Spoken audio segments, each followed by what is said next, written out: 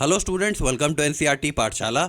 इस वीडियो में हम शुरू करने जा रहे हैं क्लास 10th की मैथमेटिक्स का चैप्टर 2 यानी कि पॉलिनोमियल्स को। तो आज के हमारे इंट्रोडक्टरी वीडियो में कुछ टॉपिक्स को हमें कवर करना है। ये क्या क्या है? सबसे पहले हम ये देखेंगे कि ये जो वर्ड होता है पॉलिनोमियल, इसका मतलब क्या होता है। इसके बाद हम बात करेंगे पॉलिनोमियल के टर्म्स की, किस तरह से हम टर्म्स को डिस्टिंग्विश या फिर डिफरेंशिएट करते हैं। इसके बाद हम बात करेंगे कॉन्स्टेंट्स क्या होते हैं, वेरिएबल्स क्या होते हैं, कोफिशिएंट और लीडिंग कोफिशिएंट क्या होता है। और फाइनली इन 5 टॉपिक्स को कवर करने के बाद हम ये देखेंगे कि पॉलिनोमियल का स्टैंडर्ड फॉर्म क्या होता है। राइट, तो देखो ये जो वर्ड हमारे पास है पॉलिनोमियल, ये 2 रूट वर्ड से मिलकर बना होता है। पहला रूट वर्ड होता है पॉली, ये एक ग्रीक रूट है, यहां पर मैं लिख देता हूं। पॉली एक ग्रीक रूट है और इसका मतलब होता है मेनी, यानी कि बहुत सारे। राइट, कुछ एग्जांपल्स अगर हम ले ले जिसमें पॉली रूट का यूज हो रहा है, तो यहां पर मैं ले लेता हूं सपोज पॉलीगॉन। राइट, पॉलीगॉन आपने सुन रखा होगा, इसे आपने ज्योमेट्री में पढ़ा है। तो यहां पर ये जो वर्ड है इसमें पॉली लगा है, तो पॉली का मतलब होता है मेनी। राइट, यहां पर ये जो वर्ड है पॉली, इसका मतलब होता है मेनी। और गॉन, इसका मतलब होता है साइड्स। तो पॉलीगॉन का मतलब क्या हो जाएगा? इसका मतलब वैसे शेप्स हो जाएंगे जिनमें बहुत सारे साइड्स होते हैं, है ना। इसी तरह से अगर मैं एक और वर्ड ले लूं, for example polymer. Right, polymer भी होपफुली आपने सुन रखा होगा। इसमें आगे पॉली लगा है और पॉली का मतलब मैंने आपको बताया, इसका मतलब होता है मेनी, यानी कि बहुत सारे। और मर का मतलब होता है मॉलिक्यूल। राइट, यहां पर मैं लिख देता हूं मॉलिक्यूल्स। तो पॉलीमर का मतलब क्या हो जाएगा? ये वैसे सब्सटेंसेस होंगे जिनमें बहुत सारे मॉलिक्यूल्स प्रेजेंट होंगे। तो इसी तरह से ये जो वर्ड है पॉलिनोमियल, इसमें पॉली का मतलब होता है बहुत सारे, यानी कि मेनी। और ये जो दूसरा रूट वर्ड हमारे पास है नोमियल, ये एक लैटिन रूट वर्ड होता है। यहां पर मैं लिख देता हूं ये एक लैटिन रूट है और इसका लिटरल ट्रांसलेशन अगर हम करें इंग्लिश में तो वो क्या होता है? इसका मतलब होता है नेम्स। राइट, तो यहां पर पॉलिनोमियल का मतलब हो जाएगा बहुत सारे नाम। लेकिन क्योंकि यहां पर हम मैथमेटिक्स पढ़ रहे हैं, लिटरेचर नहीं, तो हम क्या करते हैं, नोमियल का जो ट्रांसलेशन है इसे मैथमेटिकली हम एक और चीज कह सकते हैं, इसे हम टर्म्स कह सकते हैं। राइट, तो होपफुली आपको पॉलिनोमियल का मतलब समझ आ गया होगा। इसका मतलब होता है मेनी टर्म्स, यानी कि वैसे एक्सप्रेशंस जिनमें बहुत सारे टर्म्स प्रेजेंट हो, उनको आप क्या कहोगे? उनको आप बोलोगे पॉलिनोमियल। राइट, कुछ एग्जांपल्स हम ले लेते हैं। तो यहां पर मैं लिख रहा हूं 3x cube minus 5x square plus 7x plus 8। तो देखो ये जो एक्सप्रेशन हमने एग्जाम्पल के तौर पर लिया है, इसमें 4 टर्म्स प्रेजेंट है ना। 3x क्यूब हमारा पहला टर्म है, इसके बाद 5x स्क्वायर ये हमारा दूसरा टर्म है, 7x हमारा तीसरा टर्म है, और ये जो नंबर हमारे पास है 8, ये हमारा चौथा टर्म है। तो क्योंकि इस एक्सप्रेशन में बहुत सारे टर्म्स प्रेजेंट हैं, तो इस एक्सप्रेशन को हम क्या कहेंगे? इसे हम एक पॉलिनोमियल कहेंगे।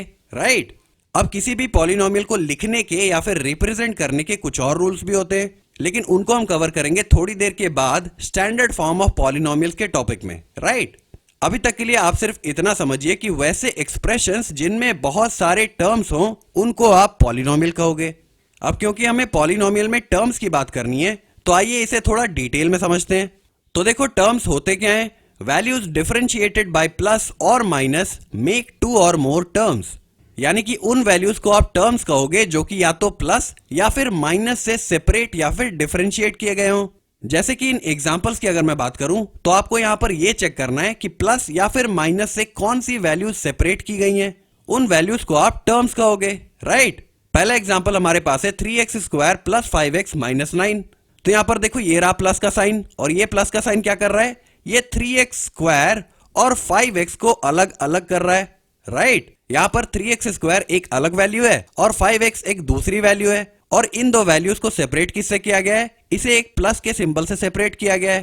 तो ये जो 2 वैल्यूज हमारे पास है, इनको आप सेपरेट टर्म्स कह सकते हो। यहां पर 3x स्क्वायर हमारा पहला टर्म हो जाएगा और 5x हमारा दूसरा टर्म हो जाएगा। राइट, इसी तरह से 5x और 9 के बीच आप देख सकते हो यहां पर एक माइनस का सिंबल है, और मैंने आपको बताया कि साइन या तो प्लस का हो या फिर माइनस का हो, दोनों ही केसेस में जो अलग की गई वैल्यूज हैं उनको आप टर्म्स कहोगे।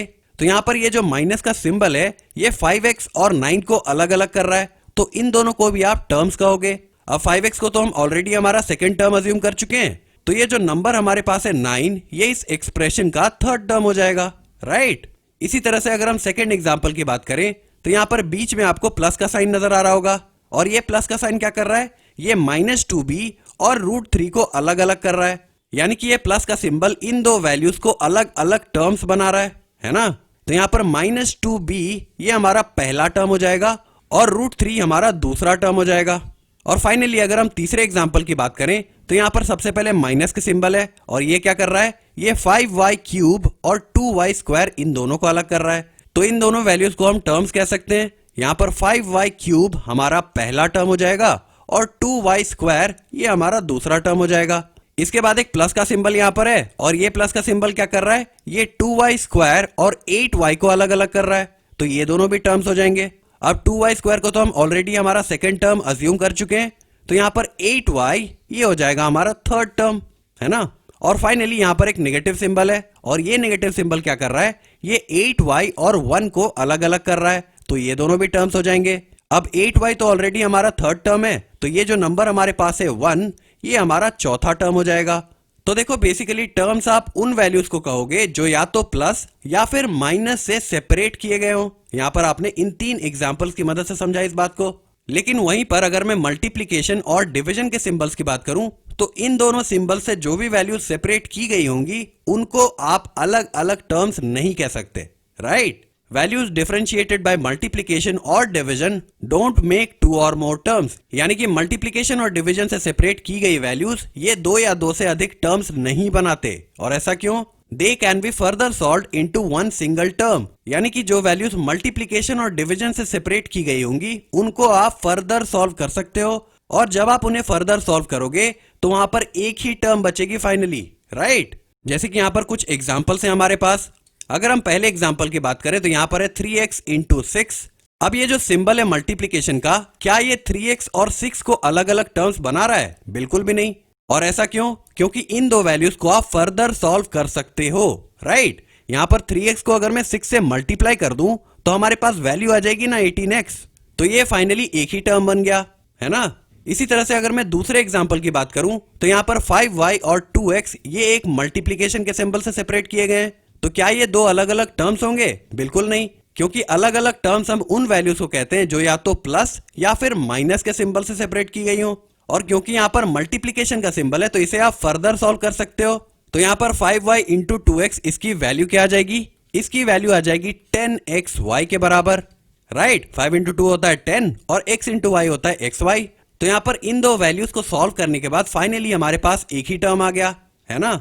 और इसी तरह से 2 या 2 से अधिक वैल्यूज को भी अगर हम मल्टीप्लिकेशन या फिर डिवीजन के सिंबल से सेपरेट करेंगे तो फिर भी वहां पर इसे फर्दर सॉल्व करने पर एक ही टर्म आएगा, राइट। यहाँ पर तीसरे एग्जांपल में आप देख सकते हो 3 वैल्यूज को हम मल्टीप्लाई कर रहे हैं, 2a, 3b और 4c। और जब इन 3 वैल्यूज को आप मल्टीप्लाई करोगे तो फाइनली हमारे पास क्या आ जाएगा? यहाँ पर 2 × 3 हो जाएगा 6 और 6 × 4 हो जाएगा 24। तो यहाँ पर पहले मैं लिख देता हूँ 24 और इसके बाद a × b होता है ab और ab × c हो जाएगा abc। तो यहाँ पर मैं लिख सकता हूँ abc, है ना। तो यहाँ पर 2a × 3b × 4c इसकी फाइनल वैल्यू हमारे पास कितनी आ गई? ये आ गई 24 abc और ये एक सिंगल टर्म है ना। तो आपने देखा कि मल्टीप्लिकेशन के सिंबल से अगर 2 वैल्यूज को सेपरेट किया गया है तो उन्हें हम 2 अलग अलग टर्म्स नहीं कहेंगे, क्योंकि उन्हें फर्दर सॉल्व करने पर सिंगल टर्म आ जाती है, राइट। और यही सेम चीज डिवीजन के केस में भी होती है। यहाँ पर हमारे पास एग्जाम्पल है 2d / 15। तो इसे हम कैसे लिख सकते हैं? इसे हम लिख सकते हैं 2d / 15। यहाँ पर 2d डिवाइड हो रहा था 15 के साथ और इसे आप इस तरह से फ्रैक्शनल फॉर्म में भी रिप्रेजेंट कर सकते हो। और ये जो वैल्यू हमारे पास है 2d / 15, इसे आप एक ही टर्म कंसिडर करोगे, राइट। अब फाइनली अगर हम 5वें एग्जाम्पल की बात करें तो यहाँ पर 3 वैल्यूज डिवाइड हो रही हैं। यहाँ पर 3x डिवाइड हो रहा है 2y के साथ और 2y डिवाइड हो रहा है 5 के साथ। तो क्या यहाँ पर इस केस में एक से ज्यादा टर्म्स बनेंगी? तो इसका जवाब होगा बिल्कुल भी नहीं। यहाँ पर इस पूरे एक्सप्रेशन को सॉल्व करने के बाद भी एक ही टर्म आएगा। अब वो कैसे? देखो यहाँ पर मैं सॉल्व कर रहा हूँ। सबसे पहले 3x डिवाइडेड बाय 2y, इसे मैं क्या लिख सकता हूँ? इसे मैं लिख सकता हूँ 3x / 2y, है ना। और इसके बाद 2y डिवाइडेड बाय 5, इसे मैं लिख सकता हूँ 2y / 5। और 5 को आप 5/1 लिख दोगे। यहाँ पर 1 मल्टीप्लाई हो जाएगा 3x के साथ और 5 मल्टीप्लाई हो जाएगा 2y के साथ। तो यहाँ पर वैल्यू क्या आ जाएगी? यहाँ पर वैल्यू आ जाएगी 3x / 5 × 2y। ये कितना हो जाएगा? ये हो जाएगा 10y के बराबर। तो यहाँ पर मैं लिख देता हूँ 10y। तो यहाँ पर आप देख सकते हो कि ये जो एक्सप्रेशन हमारे पास था 3x divided by 2y divided by 5, इसे अगर हम फर्दर सॉल्व करें तो हमारे पास आ जाएगा 3x बाई 10y, और इसे फिर से आप एक ही टर्म कंसिडर करोगे, राइट। तो यहाँ पर इन एग्जाम्पल्स की मदद से आपने समझा कि जब भी कोई दो वैल्यूज मल्टीप्लीकेशन या फिर डिवीजन के सिंबल से सेपरेट की गई हो तो उनको आप अलग अलग टर्म्स नहीं कह सकते, क्योंकि उनको फर्दर सॉल्व करने पर एक ही सिंगल टर्म आता है, राइट। लेकिन ये चीज प्लस और माइनस के केस में अप्लाई नहीं होती। यहाँ पर आप देख सकते हो पहला जो एग्जांपल हमारे पास है 3x square plus 5x minus 9, यहाँ पर प्लस के सिंबल से 3x स्क्वायर और 5x को सेपरेट किया गया है। तो क्या इस इक्वेशन को आप फर्दर सॉल्व कर सकते हो? 3x स्क्वायर प्लस 5x, क्या इन दोनों वैल्यूज को आप ऐड कर पाओगे? बिल्कुल नहीं, क्योंकि किसी भी दो वैल्यूज को ऐड करने के लिए वो लाइक टर्म्स होनी चाहिए, राइट। यहाँ पर 3x स्क्वायर के जगह पर अगर सिर्फ 3x होता तो उस केस में तो आप यहाँ पर एडिशन कर पाते, 3x प्लस 5x हो जाता 8x के बराबर। लेकिन यहाँ पर 3x तो है नहीं, यहाँ पर 3x स्क्वायर है, और इस टर्म को आप किसी और टर्म के साथ तभी ऐड कर पाओगे जब उस पर्टिकुलर टर्म में भी x स्क्वायर का कोई नंबर होगा, राइट। यहाँ पर ये जो एक्सप्रेशन हमारे पास है 3x स्क्वायर प्लस 5x, इसे फर्दर अगर आप सॉल्व करना ही चाहो तो यहाँ पर सिर्फ आप x कॉमन ले सकते हो, राइट। यहाँ पर अगर मैं x कॉमन ले लूं तो अंदर बचेगा 3x प्लस 5, लेकिन उस केस में भी यहाँ पर प्लस सेपरेट कर रहा है दो अलग अलग टर्म्स को, तो यहाँ पर 3x एक अलग टर्म हो जाएगा और 5 एक अलग टर्म हो जाएगा, और 3x और 5 को तो आप ऐड कर नहीं सकते, तो इसे आप फर्दर भी सॉल्व नहीं कर पाओगे। तो होपफुली आपको ये बात समझ आ गई होगी कि टर्म्स हम उन्हीं वैल्यूज को कहेंगे जो या तो प्लस या फिर माइनस के सिंबल से सेपरेट की गई हो, क्योंकि उन्हें फर्दर सॉल्व नहीं किया जा सकता, राइट। अब इसके बाद आइए हम बात करते हैं कॉन्स्टेंट्स और वेरिएबल्स की। तो देखो ये तो होपफुली आपको ऑलरेडी पता होंगे, कॉन्स्टेंट्स वैसी वैल्यूज या फिर वैसे नंबर्स होते हैं जो कि फिक्स्ड होते हैं, जो बदलते नहीं, राइट। जैसे एग्जांपल के तौर पे यहाँ पर मैंने कुछ नंबर्स ले रखे हैं 2, 5, √3, -8, 1/√5। ये सारे के सारे जो नंबर्स हैं इनकी वैल्यूज तो कभी नहीं बदलती, राइट। अगर मैं 2 और 5 को ऐड कर दूं तो उसकी वैल्यू हमेशा 7 के बराबर ही आएगी। तो वैसी वैल्यूज जो कि फिक्स्ड होती हैं यानी कि बदलती नहीं, उनको आप कहते हो कॉन्स्टेंट्स। लेकिन वेरिएबल्स क्या होते हैं? ये वैसी वैल्यूज होती हैं जो कि फिक्स नहीं होती, यानी कि ये बदलती रहती हैं, राइट। तो यहां पर मैंने लिख रखा है values that are not fixed, that is they keep changing. यानी कि वैसी वैल्यूज जो कि फिक्स नहीं होती यानी कि बदलती रहती हैं, उनको आप कहते हो वेरिएबल्स, राइट। अब वेरिएबल्स को रिप्रेजेंट किया जाता है अल्फाबेट की मदद से। अल्फाबेट क्या होते हैं? ध्यान रखें कि ए से लेकर के जेड तक के जो सारे लेटर्स होते हैं इनको आप कंबाइनिंगली अल्फाबेट कहते हो, ना कि अल्फाबेट्स, राइट। अल्फाबेट कहने से ही हमारा मतलब होता है कि हम ए से लेकर के जेड तक के सारे लेटर्स की बात कर रहे हैं। अल्फाबेट का प्लूरल फॉर्म यानी कि अल्फाबेट्स आप तब यूज करते हो जब आप किसी दो अलग अलग भाषाओं के लेटर्स की बात कर रहे हो, राइट। जैसे कि अगर मैं दो तरह के भाषाओं के लेटर्स की बात करूं, ये A to Z हो जाएगा इंग्लिश के लेटर्स, और अगर मैं हिंदी की बात करूं तो यहां पर क से लेकर के ज्ञ तक के सारे लेटर्स जो होंगे ये हिंदी के होंगे, राइट। तो यहां पर दो अलग अलग भाषाओं के जो लेटर्स होंगे इनको कंबाइनिंगली आप क्या कहोगे? इनको आप कहोगे अल्फाबेट्स।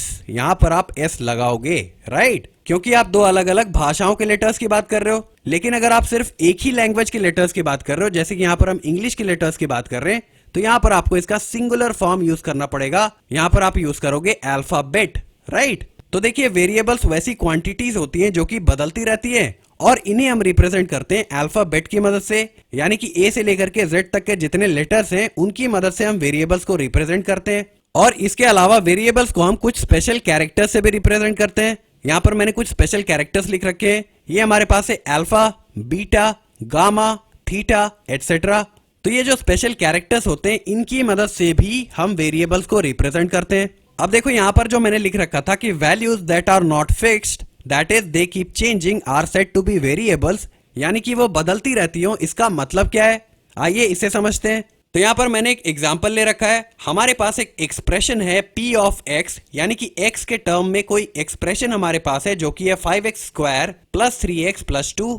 यहाँ पर 5, 3 और 2 ये कांस्टेंट पार्ट्स हैं, इनकी वैल्यूज कभी बदलेंगी नहीं। और ये जो x स्क्वायर और x हमारे पास है ये होते हैं वेरिएबल्स, इनकी वैल्यूज हर बार बदलती रहती हैं, राइट। जैसे कि अगर मैं p ऑफ x में x के जगह पर अगर 1 पुट कर दूं तो यहाँ पर इस एक्सप्रेशन में जहां जहां पर x था वहां पर इसकी वैल्यू यानी कि 1 आ जाएगा। तो यहाँ पर हम लिख सकते हैं 5 इंटू एक्स स्क्वायर, और x के जगह पर आ जाएगा 1 यानी कि 1 का स्क्वायर, प्लस 3 इंटू एक्स और x के जगह पर आ जाएगा 1 प्लस 2। तो यहाँ पर फर्दर वैल्यू क्या आ जाएगी, 5 इंटू 1 का स्क्वायर, 1 का स्क्वायर होता है 1 और 5 इंटू 1 हो जाएगा 5। तो यहाँ पर पहले आ जाएगा 5 प्लस 3 इंटू 1 ये कितना हो जाएगा, ये हो जाएगा 3 और इसके बाद हमारे पास है प्लस 2। अब 5 प्लस 3 हो जाएगा 8 और 8 प्लस 2 होता है 10। तो यहाँ पर फाइनली हमारे पास वैल्यू आ जाएगी 10 के बराबर। और ये कब आई, जब हमने x के जगह पर 1 पुट किया, राइट। यहाँ पर मैं लिख देता हूं, जब हमने x के जगह पर 1 पुट किया तो हमारे पास वैल्यू आ गई 10। अब इसी एक्सप्रेशन में अगर मैं x के जगह पर 2 पुट कर दूं तब देखते हैं इस केस में क्या होगा। यहाँ पर सबसे पहले हमारे पास आ जाएगा 5 इंटू एक्स स्क्वायर और x अब की बार हमारे पास है 2, तो यहाँ पर आ जाएगा 2 स्क्वायर प्लस 3 इंटू एक्स यानी कि 3 इंटू 2 प्लस 2, राइट। अब देखो 5 इंटू 2 स्क्वायर ये क्या हो जाएगा, 2 का स्क्वायर होता है 4 और 5 इंटू 4 हो जाएगा 20। तो यहाँ पर पहले हमारे पास आ जाएगा 20 प्लस 3 इंटू 2 हो जाएगा 6। तो यहाँ पर मैं लिख देता हूँ 6 प्लस 2।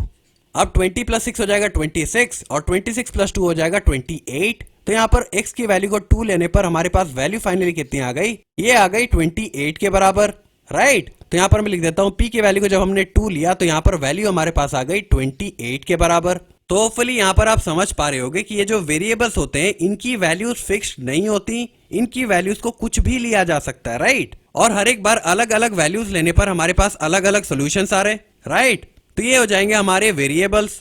अब आइए हम बात करते हैं कोफिशिएंट एंड लीडिंग कोफिशिएंट की। तो कोफिशिएंट्स क्या होते हैं, constant appearing before a variable is called it's coefficient. यानी कि वैसे कांस्टेंट नंबर्स जो कि किसी वेरिएबल के आगे आते हैं उनको आप कहते हो कोफिशिएंट, राइट। जैसे कि यहाँ पर जो एग्जांपल हमारे पास है -3x³ plus 2x square minus 9x plus 3।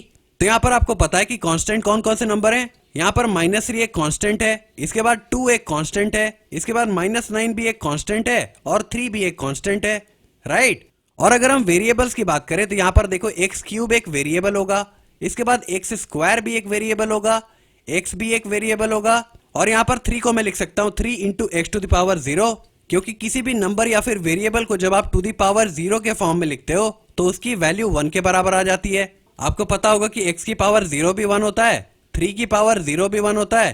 कोई भी नंबर यहाँ पर ले लो, उसकी पावर अगर आप 0 दे दोगे तो इसकी वैल्यू 1 ही आती है, राइट। तो इस वजह से यहाँ पर आखिर में एक वेरिएबल ऐड करने के लिए हमने क्या लिखा, x टू द पावर 0 हमने लिख दिया, इसकी वैल्यू 1 हो जाएगी और 3 इंटू 1 वापिस से 3 आ जाएगा, राइट। तो यहाँ पर x टू द पावर 0 ये हो जाएगा वेरिएबल पार्ट। अब देखो कोफिशिएंट आप किन्हें कहोगे, इन वेरिएबल्स के आगे आने वाले कांस्टेंट नंबर्स को आप कोफिशिएंट कहोगे, है ना। तो यहाँ पर x³ के आगे कौन सा नंबर है, ये हमारे पास है -3। तो इस नंबर को यानी कि -3 को आप कहोगे कि ये x³ का कोफिशिएंट है, राइट। इसी तरह से x स्क्वायर के आगे कौन सा नंबर है, यहाँ पर है 2, तो 2 हो जाएगा कोफिशिएंट x स्क्वायर का। सिमिलरली -9 हो जाएगा कोफिशिएंट x का और 3 हो जाएगा coefficient x to the power 0 का, राइट। तो होपफुली आपको कोफिशिएंट समझ आ गए होंगे। कोफिशिएंट वैसे कांस्टेंट नंबर्स होते हैं जो कि वेरिएबल्स के आगे आते हैं। अब आइए हम बात करते हैं लीडिंग कोफिशिएंट की। इसका मतलब क्या होता है, constant appearing before the first variable after a polynomial is written in its standard form is called its leading coefficient. यानी कि वैसा नंबर जो कि पहले वेरिएबल के आगे आएगा उसे आप कहोगे लीडिंग कोफिशिएंट। इसे हम एक एग्जाम्पल की मदद से समझ लेते हैं। तो यहाँ पर देखो मैंने एक एक्सप्रेशन ले रखा है 5x square plus 2x minus 9। तो यहाँ पर कोफिशिएंट्स की अगर मैं बात करूं तो देखो सबसे पहले x स्क्वायर हमारे पास एक वेरिएबल है और इस वेरिएबल का कोफिशिएंट क्या है, ये है 5, है ना।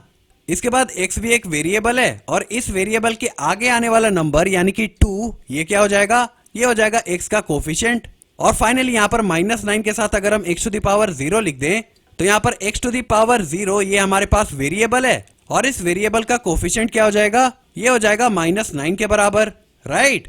तो देखो यहाँ पर हमारे पास 3 कोफिशिएंट्स प्रेजेंट है। एक्स स्क्वायर का कोफिशिएंट है 5x या फिर आप कह लो x टू द पावर 1, इसका कोफिशिएंट है 2 और x टू द पावर 0 का कोफिशिएंट है -9। तो इन तीनों कोफिशिएंट्स में लीडिंग कोफिशिएंट आप किसे कहोगे, आप लीडिंग कोफिशिएंट उस नंबर को कहोगे जो कि सबसे पहले वेरिएबल के आगे लगा होगा। यहाँ पर देखो सबसे पहला वेरिएबल हमारे पास क्या है, ये है x स्क्वायर के बराबर और इसके आगे कौन सा नंबर लगा है, ये है 5। तो यहाँ पर ये नंबर 5 ये हमारे पास हो जाएगा लीडिंग कोफिशिएंट, ये हो जाएगा लीडिंग कोएफिशिएंट, राइट। यानी कि ये सबसे आगे आने वाला कोफिशिएंट है। अब यहाँ पर लीडिंग कोफिशिएंट के डेफिनेशन में हमने एक और चीज लिख रखी है, वो क्या है? यहाँ पर हमने लिख रखा है constant appearing before the first variable after a polynomial is written in its standard form is called its leading coefficient. यानी कि किसी पॉलिनोमियल में सबसे आगे आने वाले वेरिएबल के सामने जो कांस्टेंट लगा होगा उसे आप लीडिंग कोफिशिएंट कब कह पाओगे? जब वो पॉलिनोमियल उसके स्टैंडर्ड फॉर्म में लिखा होगा तब, राइट? यहाँ पर जो पॉलिनोमियल हमने ले रखा है ये ऑलरेडी इसके स्टैंडर्ड फॉर्म में है। अब ये स्टैंडर्ड फॉर्म क्या होता है इसके ऊपर बस थोड़ी देर में हम डिस्कशन करने वाले हैं। अभी के लिए आप ये समझिए कि ये जो पॉलिनोमियल हमारे पास है ये इसके स्टैंडर्ड फॉर्म में लिखा हुआ है और इस वजह से सबसे आगे आने वाले वेरिएबल के सामने वाला जो नंबर होगा इसको आप कहोगे लीडिंग कोफिशिएंट, राइट? लेकिन अगर मैं एक और एग्जांपल यहां पर ले लूं जैसे कि -3t + 9t², तो यहां पर सबसे आगे आने वाला वेरिएबल कौन सा है? ये है t और इसके सामने जो नंबर है हमारे पास वो क्या है? ये है -3, राइट? तो मेरा आपसे सवाल है कि लीडिंग कोफिशिएंट इस सेकंड एग्जांपल के केस में क्या होगा, राइट? पहला ऑप्शन आपके पास है -3 और दूसरा ऑप्शन आपके पास है 9। तो अगर आपने कहा है कि इस सेकंड एग्जांपल के केस में लीडिंग कोफिशिएंट -3 होगा तो ये जवाब बिल्कुल गलत होगा। यहाँ पर लीडिंग कोफिशिएंट होगा 9। और वो कैसे? इसे समझने के लिए हमें पॉलिनोमियल्स के स्टैंडर्ड फॉर्म ऑफ रिप्रेजेंटेशन की बात करनी पड़ेगी। तो आइए पहले उसे समझ लेते हैं, उसके बाद वापस हम आएंगे इस एग्जाम्पल पर। तो देखो, standard form of a polynomial ये होता क्या है? ये किसी पॉलिनोमियल को एक स्टैंडर्ड रिप्रेजेंटेशन देने के लिए होता है, right? Any polynomial ax² + bx + c is said to be in its standard form when number 1 power or exponent of variables are non-negative integers and number 2 power or exponent of variables are written in decreasing order। तो यहाँ पर किसी भी polynomial को आप उसके standard form में लिखा हुआ तभी कहोगे जब उस पॉलिनोमियल में जितने भी वेरिएबल्स होंगे उनके पावर नॉन नेगेटिव इंटीजर्स होंगे और उन वेरिएबल्स की जो पावर्स हैं उनको आप घटते हुए क्रम में यानी कि डिक्रीजिंग ऑर्डर में लिखोगे, राइट? जैसे कि यहां पर हमने एक पॉलिनोमियल ले रखा है ax² + bx + c। तो यहां पर a, b और c ये तो नंबर्स हैं, है ना? और x² x या फिर इसे आप कह लो x⁻1, यहां पर मैं लिख देता हूं x⁻1 और यहां पर आप लिख लो x⁻0। यहां पर इस पॉलिनोमियल में a, b, c ये कांस्टेंट्स हैं यानी कि ये फिक्स्ड हैं, राइट? और x² x⁻1 और x⁻0 ये हमारे पास वेरिएबल्स हैं, है ना? तो ये जो पॉलिनोमियल हमारे पास है इसे स्टैंडर्ड फॉर्म में लिखने के लिए हमें दो चीजें चेक करनी पड़ती हैं।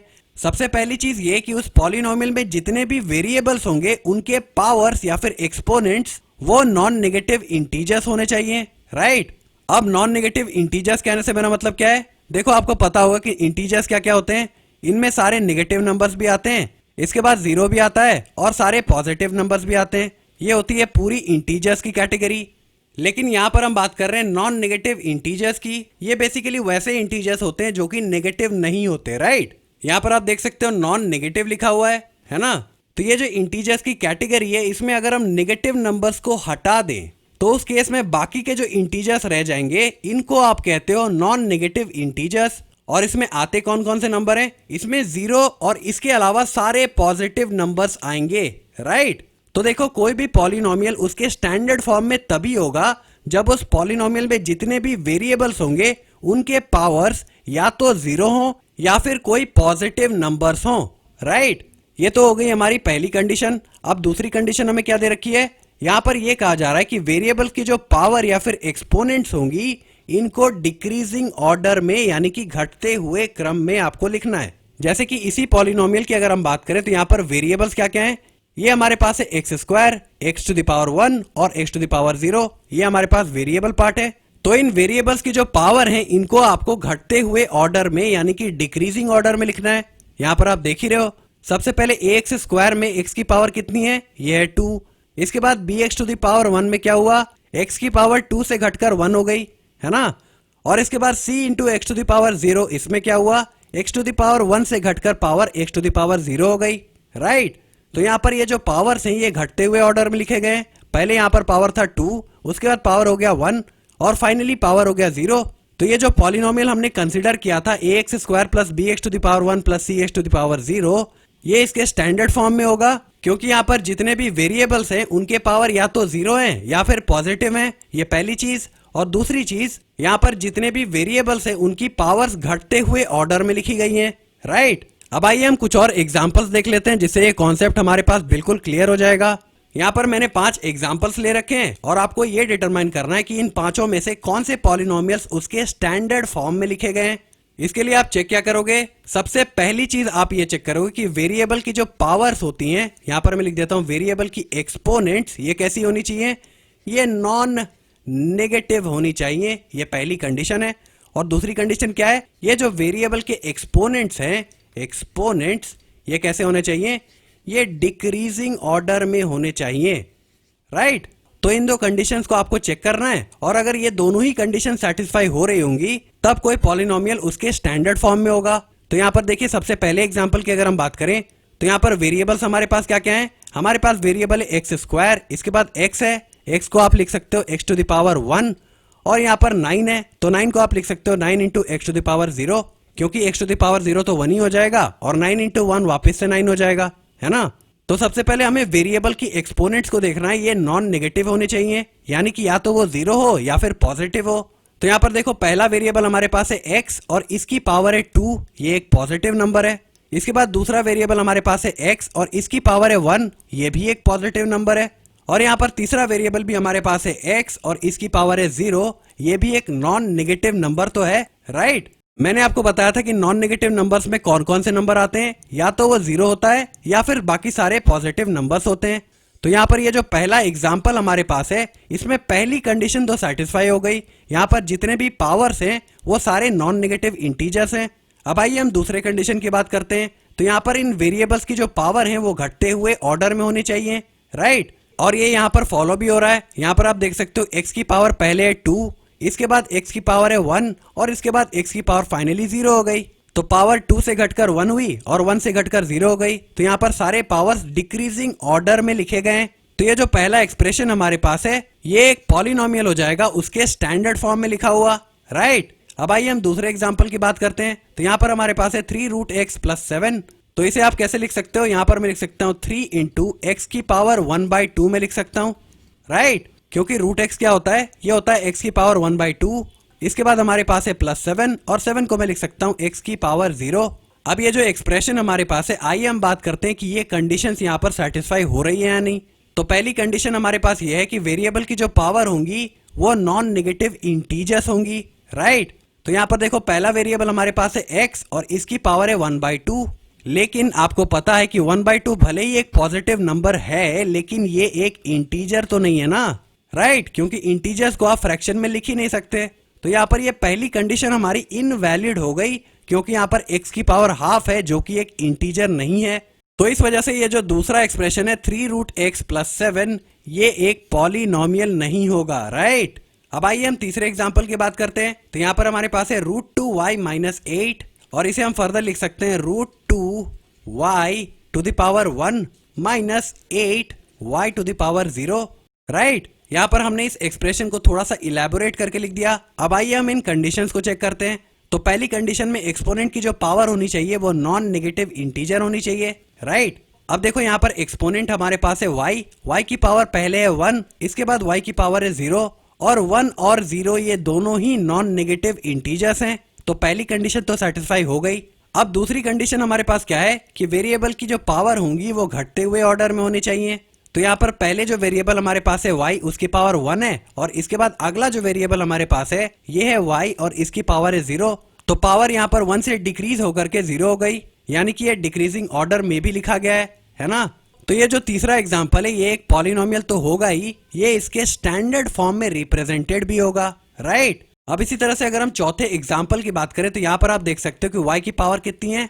सबसे पहले y की पावर है -3 और हमें यहाँ पर पहली कंडीशन में ये चीज गिवन है कि वेरिएबल के जो पावर्स होंगी वो नॉन नेगेटिव इंटीजर्स होने चाहिए। तो क्योंकि यहाँ पर जो वेरिएबल हमारे पास है इसकी पावर नेगेटिव है तो ये एक पॉलिनोमियल नहीं हो सकता, राइट। अब आइए हम बात करते हैं हमारे पांचवें और फाइनल एग्जाम्पल की। तो यहाँ पर एक्सप्रेशन हमारे पास है -3t प्लस 9t स्क्वायर। अब आइए हम चेक करते हैं इन कंडीशंस को। तो सबसे पहले हमें ये चेक करना है कि वेरिएबल्स की पावर नॉन नेगेटिव इंटीजर्स होनी चाहिए। तो यहाँ पर t को मैं लिख सकता हूँ t टू द पावर 1। अब अगर मैं वेरिएबल्स की पावर्स की बात करूं तो t की पावर है 1 और इसके बाद t की पावर है 2। 1 और 2 दोनों ही पॉजिटिव नंबर है, बेसिकली ये दोनों ही नॉन नेगेटिव इंटीजर्स हैं। तो यहाँ पर पहली कंडीशन तो सेटिस्फाई हो गई। अब आइए हम बात करते हैं हमारी दूसरी कंडीशन की। तो यहाँ पर वेरिएबल्स की जो पावर होंगी ये डिक्रीजिंग ऑर्डर यानी कि घटते हुए क्रम में होनी चाहिए। तो देखो यहाँ पर पहले जो वेरिएबल हमारे पास है यानी कि t, इसकी पावर है 1 और इसके बाद जो अगला वेरिएबल हमारे पास है t, इसकी पावर है 2। तो यहाँ पर पावर तो बढ़ गई, राइट। यहाँ पर पावर घटते हुए ऑर्डर में तो है नहीं। तो ये जो एक्सप्रेशन हमारे पास है ये पॉलिनोमियल तो होगा लेकिन ये इस पॉलिनोमियल का स्टैंडर्ड फॉर्म नहीं होगा, राइट। इसे आप इसके स्टैंडर्ड फॉर्म में लिखोगे कैसे? इसके लिए हमें ये दोनों कंडीशन सेटिस्फाई करवानी पड़ेंगी। तो इसके लिए मैं क्या कर रहा हूं, मैं यहाँ पर 9t² को पहले लिख रहा हूं और -3t⁻1 इसे मैं बाद में लिख देता हूं, राइट। अब देखो यहाँ पर दोनों कंडीशन सेटिस्फाई हो गई।